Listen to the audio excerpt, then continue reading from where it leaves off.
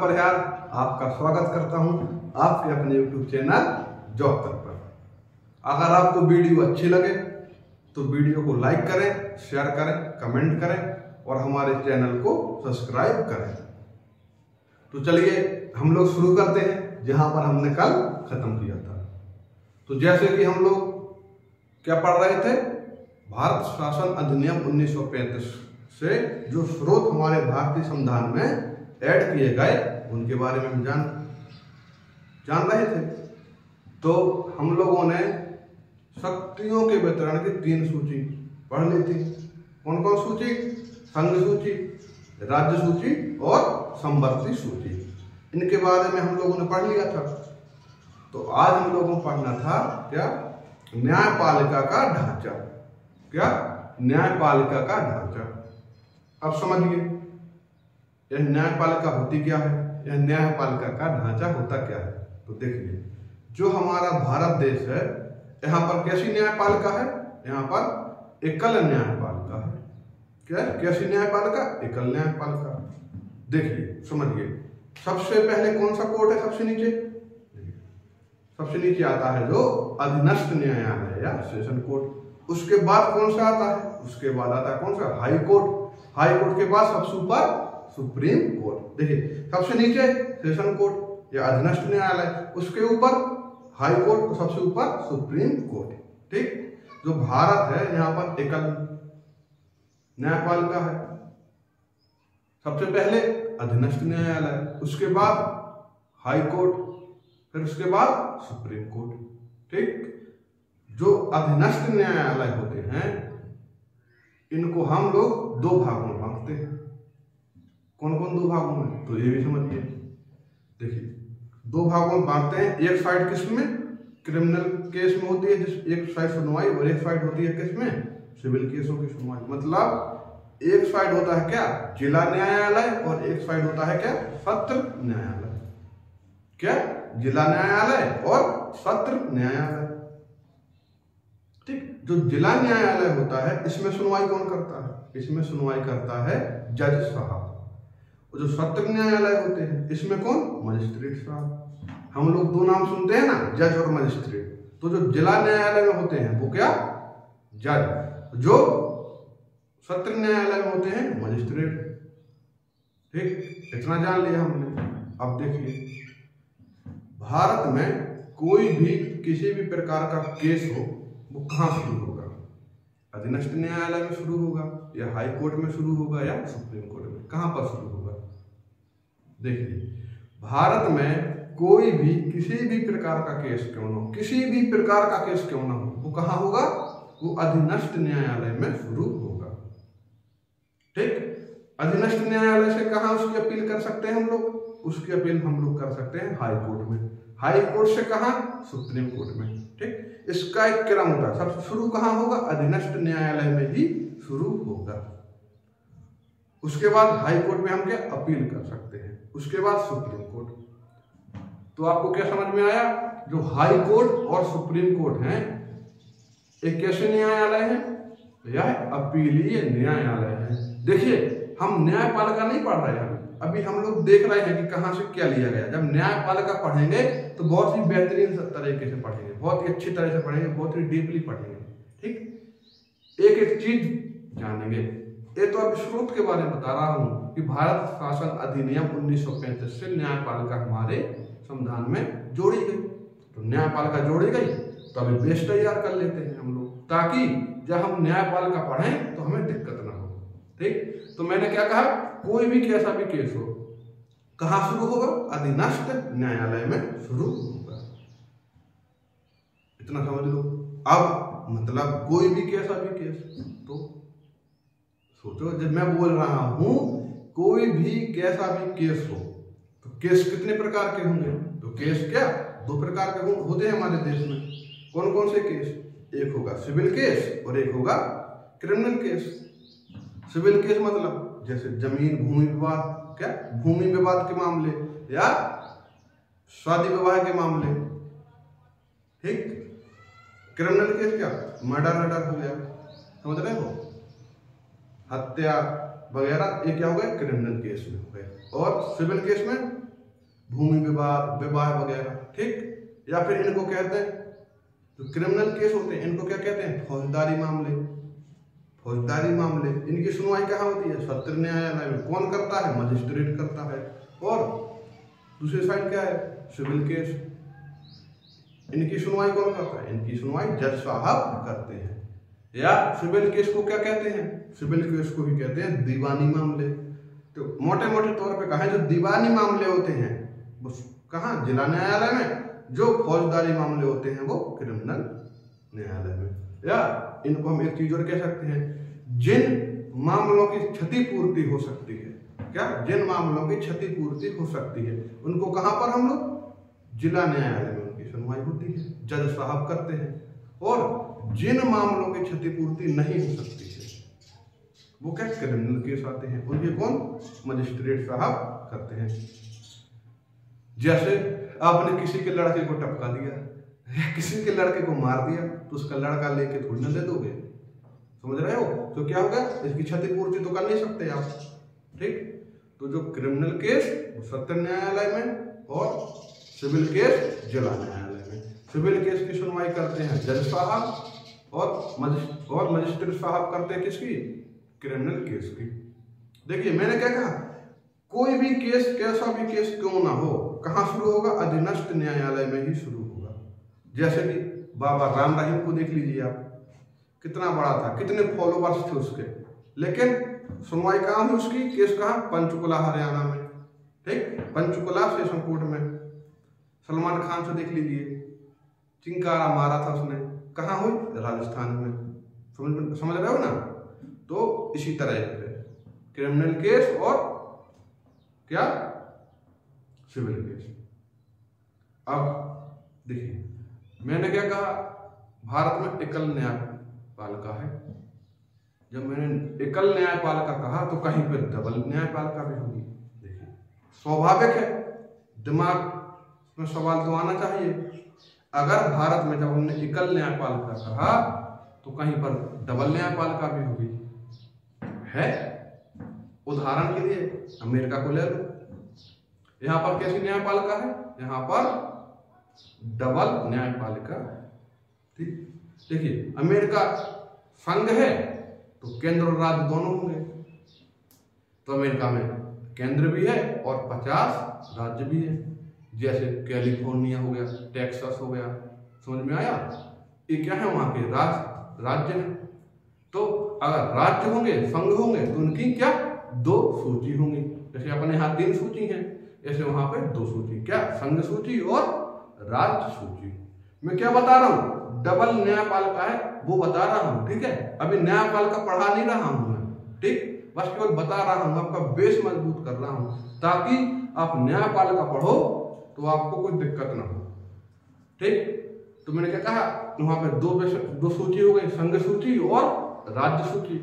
तो देखिए जैसे हमने कैलिफोर्निया लिया तो कैलिफोर्निया का जो होगा क्या, हाई कोर्ट, उसी की जस्ट बगल में क्या होगा, वहां पे संघ अमेरिका का भी हाई कोर्ट होगा। या कैलिफोर्निया का कोई वो वहां का अधीनस्थ न्यायालय होगा, उसके बगल में संघ का भी अधीनस्थ न्यायालय होगा। क्यों होगा, क्यों होगा, देखिए जैसे कि वहां पे 2 विषय हैं, देखो अगर जो राज्य सूची का विषय है उसका उल्लंघन होगा तो क्या, वो कैलिफोर्निया या राज्य के कोर्ट में होगा उसका सुनवाई। और अगर उन्होंने संघ सूची का उल्लंघन हुआ है तो वो क्या, संघ के कोर्ट में उसकी सुनवाई होगी। जैसे भारत में है, कोई भी सूची का विषय हो, संघ सूची का, राज्य सूची का, संवर्ती सूची का, किसी का हो, केवल सेशन कोर्ट में सुनवाई होती है। लेकिन अमेरिका में ऐसा नहीं है, जिस सूची के विषय का उल्लंघन करोगे आप उसी के कोर्ट में उसकी सुनवाई होगी।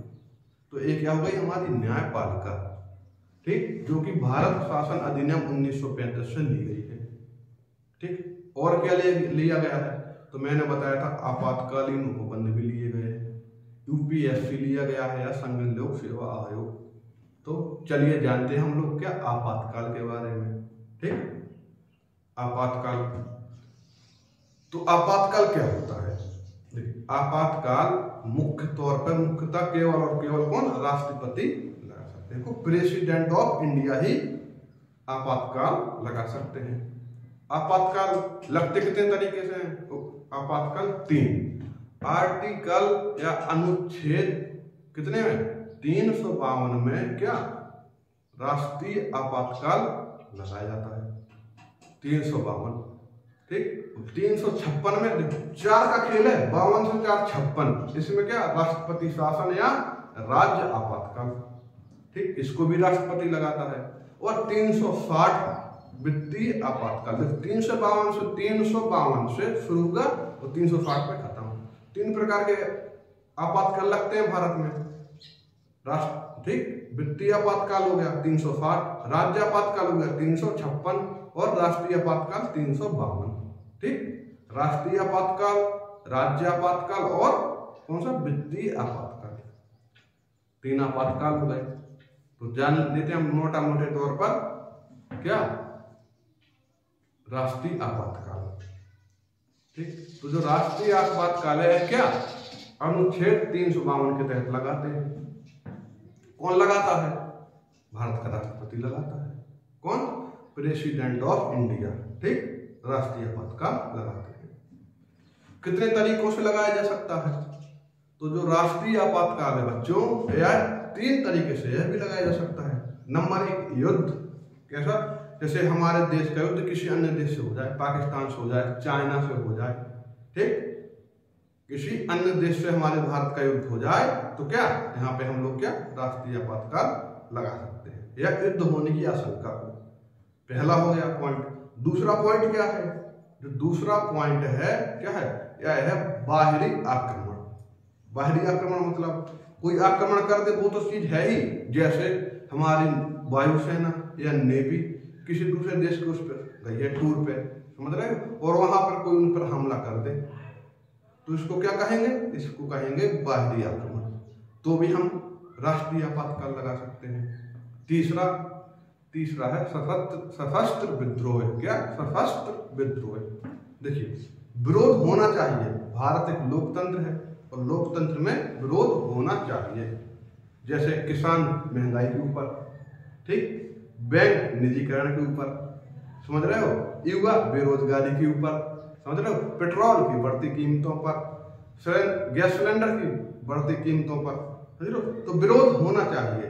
लेकिन अगर यही विरोध हथियारों के साथ हो तो गलत है। देखिए, विरोध करना हमारा मूल अधिकार है ठीक, लेकिन अगर ये विरोध हथियारों के साथ हो तो गलत है। या ठीक है, या सेना ही विरोध कर दे भारत सरकार के खिलाफ, जिस प्रकार अभी म्यांमार में तख्ता पलट हो गया था सेना में ठीक, तो क्या राष्ट्रीय आपातकाल लगा सकते हैं ठीक। विरोध हो लेकिन हथियारों के साथ ना हो।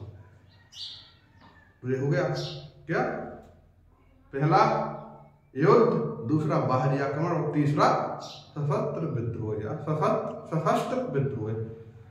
अब देखिए, जो तीसरा पॉइंट है सशस्त्र विद्रोह, ये हमारे मूल संविधान में नहीं था।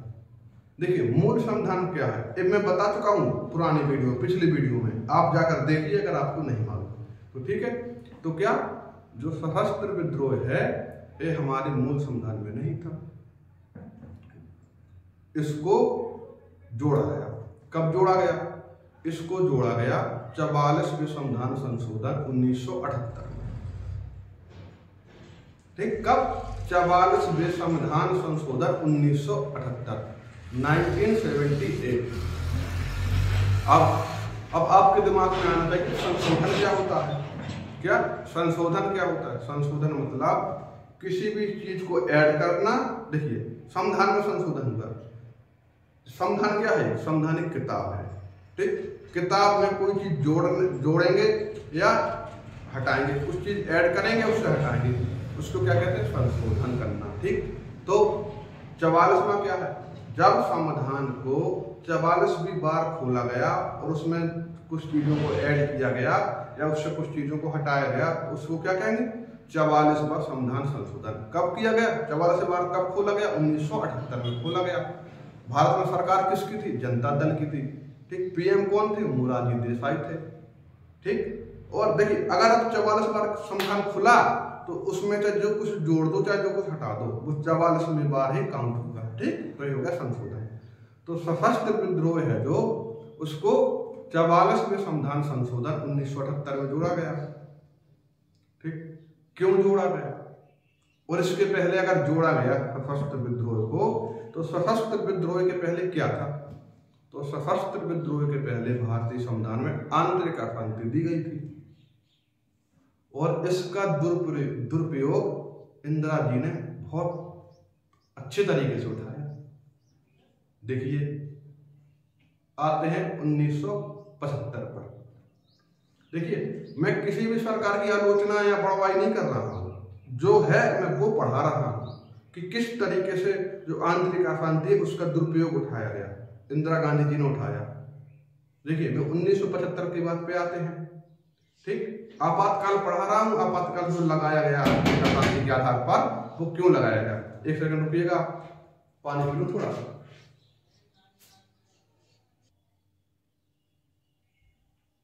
तो हम लोग कहां पर थे? आंतरिक अशांति के आधार पर भारत में क्या इंदिरा गांधी जी ने राष्ट्रपति शासन लगा दिया। देखिए इंदिरा गांधी जी ने क्या लगवाया है? राष्ट्रपति शासन लगाया नहीं, लगवाया है। मतलब क्योंकि राष्ट्रपति शासन जो होता है वो लगाता कौन है? भारत के राष्ट्रपति। और 1975 के टाइम भारत में राष्ट्रपति कौन थे? फखरुद्दीन अली साहब। इंदिरा गांधी जी आई और बोली कि राष्ट्रपति साहब भारत में राष्ट्रीय आपातकाल लगा दो। तो फखरुद्दीन अली साहब बोले, अरे मैडम हम किस आधार पर लगा दें राष्ट्रपति शासन? ना कोई बाहरी आक्रमण हो रहा है, ना किसी देश के साथ युद्ध चल रहा है, और ना ही भारत में आंतरिक अशांति है। तो इंदिरा गांधी जी बोली आप लगा दीजिए, बात खत्म। तो 1975 में इंदिरा गांधी जी ने फखरुद्दीन अली साहब जी जो राष्ट्रपति थे उनके द्वारा भारत में राष्ट्रीय आपातकाल लगवा दिया गया। तो क्या हुआ? जब राष्ट्रीय आपातकाल लगा तो कई लोगों के मूल अधिकारों को सीमित कर दिया गया, जबकि विपक्षी दल के नेताओं के मूल अधिकारों को खासतौर से सीमित किया गया, बल्कि इस हद तक हनन किया गया कि बता नहीं सकते। किसको? मूल अधिकारों को। किसके द्वारा लगाया गया? इंदिरा गांधी जी के द्वारा लगवाया गया। लगाया किसने? राष्ट्रपति जी ने। राष्ट्रपति जी कौन थे? फखरुद्दीन अली साहब जी थे। लगा कब था? 1975 में।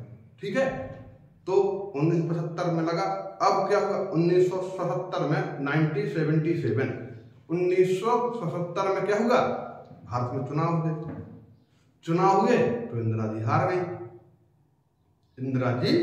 गई। क्यों हारी? इसी आपातकाल के चलते हार गई। तो अब प्रधानमंत्री बनकर कौन आए? मोरारजी देसाई साहब आए। ठीक, तो इन्होंने क्या किया? संविधान संशोधन किया। इन्होंने कहा कि आंतरिक अशांति का मतलब है क्या, इसका कोई तात्पर्य है, इसका कोई सार है जो आंतरिक अशांति है। जो देखिए उन्होंने कहा इसका कोई मतलब तो है नहीं, कैसे माने कि हमारे देश में आंतरिक अशांति है। उन्होंने कहा जो आंतरिक अशांति है यह दुरुपयोग के लिए ही तो जोड़ा गया था, और इंदिरा जी ने उसका दुरुपयोग किया भी भली भांति। ठीक, और इतने परेशान क्यों हुए मोरारजी देसाई? क्योंकि हमको बताया नहीं, विपक्षी दल के नेताओं के इतने मूल अधिकारों का हनन हुआ। जिस प्रकार से आजकल की सरकार में आप लोग देख रहे हो, व्यक्तियों के, लोग बागों के बोलने की अभिव्यक्ति की आजादी, बोलने की आजादी समझो बिल्कुल छिन चुकी है। समझ रहे हो? इसी प्रकार इंदिरा जी ने इतने अत्याचार किए उस टाइम, तो चुनाव हार गई। चुनाव में जीत कर आए कौन? मोरारजी देसाई साहब। मोरारजी देसाई साहब बोले ये तो सरासर गलत है आंतरिक अशांति, इसका कोई आधार ही नहीं है, ये तो मिसयूज करने के लिए जोड़ा ही गया था, और इसका मिसयूज किसने किया? इंदिरा जी ने किया ही। तो मोरारजी देसाई ने 1978 में 44वें संविधान संशोधन में आंतरिक अशांति को हटाकर सशस्त्र विद्रोह डाल दिया। तब से सशस्त्र विद्रोह है। ठीक, भारत में अभी तक राष्ट्रीय आपातकाल 3 बार लग चुका है। ज्यादा डेप्थ में जब हम राष्ट्रीय आपातकाल पढ़ेंगे तब बताएंगे। अभी तो हम लोग देखिए आपातकाल नहीं पढ़ रहे हैं। भारत शासन अधिनियम 1937 से भारतीय संविधान में क्या क्या चीजों को जोड़ा गया वो देख रहे हैं, उसको हम पढ़ रहे हैं। ठीक हो गया। 352 हो गया राष्ट्रीय आपातकाल। अब क्या पढ़ेंगे हम? अब पढ़ेंगे हम लोग राज्य आपातकाल। राज्य आपातकाल 356, 356। ये कैसे लगता है, कौन लगाता है?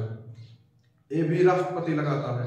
देखिए, अगर राष्ट्रपति को महसूस हो जाए कि किसी भी राज्य का संवैधानिक तंत्र विफल हो गया है तो राष्ट्रपति शासन लगा देता है वो, ठीक, उस राज्य में, या फिर उस राज्य के राज्यपाल को महसूस हो जाए कि मेरे राज्य का क्या संवैधानिक तंत्र विफल हो गया है, तो वो क्या राष्ट्रपति जी से अनुरोध करेगा लगाने के लिए आपातकाल। तो राष्ट्रपति आपातकाल लगा देते हैं। अब आप सोचो, जो राज्यपाल है ये कौन होता है? ये होता है, देखिए, इसकी नियुक्ति कौन करता है? राष्ट्रपति करता है राज्यपाल की, लेकिन करवाता कौन है? करवाते तो प्रधानमंत्री जी है ना। समझ गए आप लोग क्रोनोलॉजी? अगर राज्यपाल चाहे तो किसी भी राज्य में आपातकाल लगवा सकता है। इसका दुरुपयोग भी होता है, ठीक। जब हम केंद्र राज्य संबंध पढ़ेंगे तब आपको बहुत अच्छे से समझ में आएगा, ठीक। देखिए, अभी थोड़ा बता दूं, जो राज्यपाल है इसकी नियुक्ति करता है राष्ट्रपति, करवाता कौन है? प्रधानमंत्री, ठीक। जब प्रधानमंत्री नियुक्ति करवाएगा तो अपने आदमी को बिठा देगा, अपने लोगों को ही तो बिठा देंगे। तो समझ लो राज्य का कंट्रोल पूरा केंद्र के हाथ में होता है। देखिए, ऐसा नहीं कि इसी सरकार में हो, कोई भी सरकार में हो। जब कांग्रेस थी तो उसके राज्यपाल थे, कांग्रेस गई, बीजेपी आई, उसने उनके राज्यपालों को हटाया, अपने राज्यपालों को बैठाया। तो मेरे मतलब कहने का मतलब है कि अगर राज्यपाल को महसूस हो जाए कि इस राज्य का संवैधानिक तंत्र विफल हो गया है तो वह राष्ट्रपति से अनुरोध करके राष्ट्रपति शासन राज्य में लगवा सकता है। अब इस संवैधानिक तंत्र मतलब क्या है? संवैधानिक तंत्र मतलब जो बॉडी संविधान के तहत कार्य करती हो, जैसे पुलिस प्रशासन देख लो। मतलब इस पुलिस प्रशासन है, अगर किसी राज्य में रेप, हत्याएं, चोरी चकाती, दंगे बढ़ जाएं तो क्या, तो वहां पर राष्ट्रपति या राज्यपाल राष्ट्रपति शासन या राज्य आपातकाल लगवा सकता है। कह सकता है कि इस राज्य का संवैधानिक तंत्र विफल हो गया है।